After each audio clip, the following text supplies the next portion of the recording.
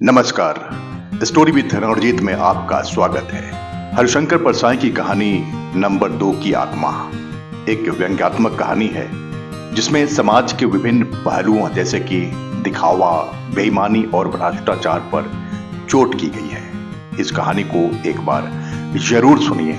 कहानी नंबर 2 की आत्मा। कमबख्त टैक्सी बेचकर साधु और योगी हो गया है। एक ही तो यह टैक्सी वाला था जिसका मीटर ठीक रहता था। वह अच्छी बातें भी करता था। कहता, साहब मीटर भी आदमी को पहचान लेता है। टैक्सी के मीटर अक्सर आदमी को देखकर ठीक होते हैं और बिगड़ते रहते हैं। इसका मीटर मेरा आत्मीय हो गया था। मुझे देख लेता तो होश में रहता था। मैं अक्सर उसी को टैक्सी लेता था। एक दिन मैंने उससे कहा, चलो भाई जरा यूनिवर्सिटी पहुंचा दो। टैक्सी वाले ने कहा, साहब माफ करना, 15 दिन खिदमत नहीं कर पाऊंगा।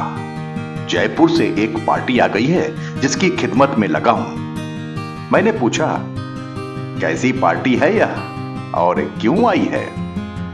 उसने कहा, बड़े सेठ है, इधर एक कोई साधु आए हैं जो 2-3 घंटों में आदमी को अपने से बुलाकर दूसरी दुनिया में ले जाते हैं। उनका यहाँ पर आत्म शांति आश्रम चल रहा है। बड़े बड़े लोग आए हैं आत्मा की शांति के लिए। मैंने उससे पूछा, क्या तुम्हें आत्मा की शांति नहीं चाहिए? उसने कहा, साहब किसे नहीं चाहिए, पर अपना तो यह है कि दिन भर मेहनत की, शाम को बीवी बच्चों के साथ खाना खाया और सो गए। सवेरे से फिर आप लोगों की खिदमत में। मैंने पूछा, फिर यह जो तुम्हारी पार्टी है वह ऐसा क्यों नहीं कर सकती? ने कहा, पता नहीं साहब क्या बात है। बंबई, कलकत्ता और दिल्ली फोन करता रहता है, सौदा करता है और 2-3 घंटे के लिए आत्मा की शांति के लिए और अपने को भूलने के लिए साधु आश्रम में जाता है। लौट कर फिर हिसाब और फोन करने लगता है। मैंने कहा, शायद उसकी आत्मा अपने से अलग किस्म की हो। उसने कहा, हां साहब, हो सकता है। आत्मा का भी इस जमाने में क्या ठिकाना है साहब। सुना है नंबर 2 की आत्मा भी होने लगी है। मैंने दूसरी टैक्सी ले ली। 3-4 दिन बाद वह फिर मिला। मैंने पूछा, कैसा चल रहा है धंधा? उसने कहा, साहब चांदी कट रही है। मैं तो चाहता हूं कि इस देश में सब लोग नंबर 2 की आत्मा के हो जाएं, तो हम लोगों का बड़ा फायदा होगा। मैंने पूछा, सेठ का कोई शौक है, दारू या औरत का? उसने कहा, नहीं साहब, भला आदमी है, न दारू न औरत। रोज सवेरे पूजा करता है और किसी दंड फंद में नहीं है। बड़ा धार्मिक आदमी है। वह आत्मा की शांति के लिए और अपने को भूलने के लिए रोज सैकड़ों रुपए खर्च करता है। बड़ा भला आदमी है।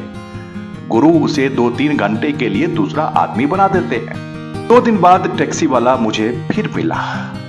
मैंने पूछा, आश्रम में क्या होता है? आत्मा को शांति कैसे मिलती है? आदमी अपने को कैसे भूलता है? उसने कहा, मैंने खिड़की से झांक कर देखा है। वह साधु घंटे भर तो भक्तों को आंखें बंद कर कर बैठने को कहता है। फिर कहता है, तुम नहीं हो, तुम कोई और हो। तुम्हारा कोई नाम नहीं है। तुम राधे श्याम नहीं हो। बोलो राधे श्याम, तुम क्या राधे श्याम हो? मेरा सेठ कहता है, मैं राधे श्याम नहीं हूं, मैं कोई नहीं हूं। इसके बाद साहब न जाने क्या जादू वह गुरु करता है कि लोग नाचने लगते हैं, बकने लगते हैं और यहां वहां लुढ़क जाते हैं। तब मैं टैक्सी में सेठ को लेकर होटल आता हूं। पूछता हूं, सेठ जी आपका नाम क्या है? तो वे कहते हैं, मेरा नाम राधे श्याम है। साहब 2-3 घंटे भूलने के लिए ये लोग इतने रुपए खर्च करते हैं और तपस्या करते हैं। यह भी बड़े आदमी का एक शौक ही है। हम गरीब लोग और तरीके से अपने को 2-3 घंटे भूल जाते हैं। आप जानते हैं पर अपना काम सस्ते का है। मैंने उससे पूछा, तुम क्या आत्मा को जानते हो? वह कैसी होती है? तिकोन होती है या चौकोन होती है? उसने कहा, साहब, हम यह सब कुछ नहीं जानते। ये बड़े आदमियों के चोचले हैं। हम तो दिन भर मेहनत करते हैं, रात को रोटी खाते हैं, सो जाते हैं और सवेरे से फिर आप लोगों की खिदमत में हाजिर हो जाते हैं। आत्मा ठीक रहती है। मैंने पूछा, जब यह तुम्हारा सेठ गुरु के आश्रम में कहता है कि मैं राधे श्याम नहीं हूं, तो फिर राधे श्याम के नाम से बंबई और कलकत्ता सौदे के लिए ट्रंक क्यों करता है? उसने कहा, पता नहीं साहब कि यह मामला क्या है। हम तो खास पढ़े आदमी भी नहीं है। हम क्या समझे कि 2 घंटे पहले कोई आदमी न होकर ईश्वर हो जाता है और बाद में बंबई और कलकत्ता से सौदे के लिए फोन करता है। मैंने कहा, क्या तुम्हें यह नहीं लगता कि आत्मा और माया के बीच में सौदा हो गया है? यानी स्वार्थ और परमार्थ ने हाथ मिला लिए हैं, या ईश्वर बिजनेसमैन हो गया है? उसने कहा, साहब, हम ये बातें न क्या जाने। हम तो न पढ़े लिखे न ज्ञानी। हम तो टैक्सी चलाते हैं, मेहनत करते हैं और बाल बच्चों को पालते हैं। आत्मा तो बड़े लोगों का शौक है। मैंने पूछा, तुम्हारी तरह वह सेठ भी मेहनत करके बच्चे पालता है, या वह योगी साधु भी रोटी के लिए कोई काम करता है? उसने कहा, साहब, हम तो गरीब आदमी हैं। हम इन बातों को क्या जाने। इतना जानते हैं कि साधु कुछ काम नहीं करता और रईस की तरह रहता है। और हमारी यह पार्टी, यह सेठ भी 2-3 घंटे साधु रहने के बाद बंबई और कलकत्ता सौदे के लिए फोन करता है। बस इतना काम ये लोग करते हैं। मुझे यह मामला बड़ा दिलचस्प लगा। कोई करोड़पति 2-3 घंटे अपने को जगत और माया को भूलने के लिए इतनी दूर आए और इतने रुपए खर्च किए। मुझे ऐसे लोगों पर दया भी आती है। मैं जानता हूं अध्यात्म भी धंधा है, अमोह भी धंधा है, निर्लोभ भी धंधा है, अपरिग्रह भी धंधा है, अहिंसा तक धंधा हो गया है। एक दिन टैक्सी वाले से मैंने पूछा, 2-3 घंटे अपने को भुलाकर जैसा इनसे वह साधु करवाता है, वैसा क्या तुम नहीं करा सकते? यह बेचारा सेठ 2-3 घंटे कसरत करता है, तब कहता है कि मैं राधे श्याम नहीं हूं, मेरा कोई नाम नहीं है, मैं तो शुद्ध आत्मा हूं। तुम क्या इससे आसान तरीके से यह नहीं करा सकते? टैक्सी वाला बेवकूफ नहीं है, वह समझदार है। वह मामला समझ गया। उसने कहा, साहब, मैं हिराई करता हूं, परसों आपको बताऊंगा। ऐसा हो सकता है और बिना गुरु के हो सकता है। तीसरे दिन वह मुझे मिला। कहने लगा, आपने ठीक सलाह दी थी। मैंने सेठ से कहा, सेठ जी, आप 2-3 घंटे सेठ नहीं रहने के लिए सैकड़ों रुपए खर्च करते हैं, फिर आप सेठ हो जाते हैं। इतना पैसा आप इतने छोटे काम के लिए क्यों खर्च करते हैं? हमारे ऋषि मुनियों ने इस बात पर बहुत सोचा है और उन्होंने एक तत्व तैयार किया है जिसे आत्मविस्मृति रसायन कहते हैं। यह आध्यात्मिक तत्व है। ये आप आज लीजिए। बड़ी मुश्किल से किसी योगी के पास वह मिलता है। इधर आपके 500 रुपए रोज लग रहे हैं। मैं कोशिश करूंगा कि ईश्वर की कृपा से आपको वह 50 रुपए में मिल जाए। सेठ ने कहा, यह मुझे मालूम ही नहीं था कि भारत में ऐसे ऐसे योगी पड़े हैं। तुम लाओ ऋषियों का वह तत्व। टैक्सी वाला बोला, साहब, मैं 50 रुपए उनसे लेकर गया।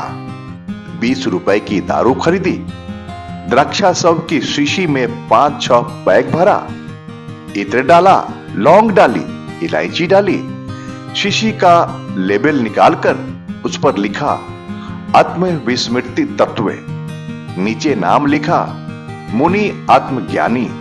मैंने कहा, तुम बड़े होशियार आदमी हो। किसी वाला ने कहा, साहब, दुनिया होशियार है, इसमें जो होशियार न हो वह तो मार डाला जाएगा। मेरी जिज्ञासा बढ़ी। मैंने कहा, फिर क्या हुआ?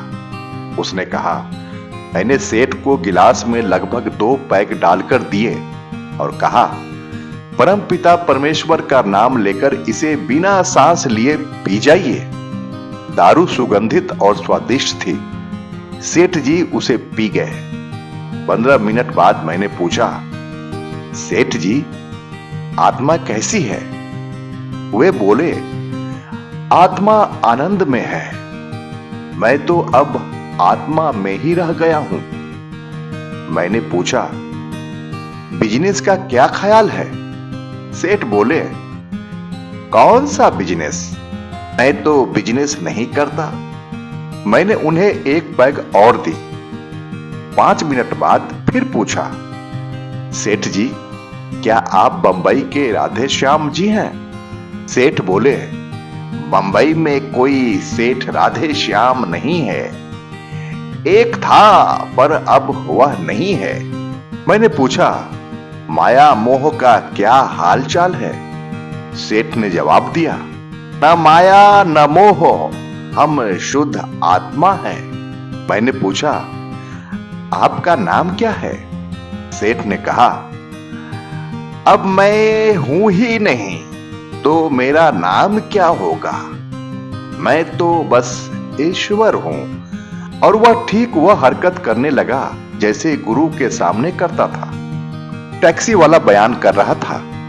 सेठ बोले, वह साला योगी हजारों रुपए खर्च करवाता है, 2-3 घंटे कसरत करवाता है। तुमने हमें 15 मिनट में मनुष्य से ईश्वर बना दिया। आज से तुम टैक्सी ड्राइवर नहीं, मेरे गुरु हुए। हजारों रुपयों का काम तुमने 50 रुपयों में करवा दिया। मैंने पूछा, फिर क्या हुआ?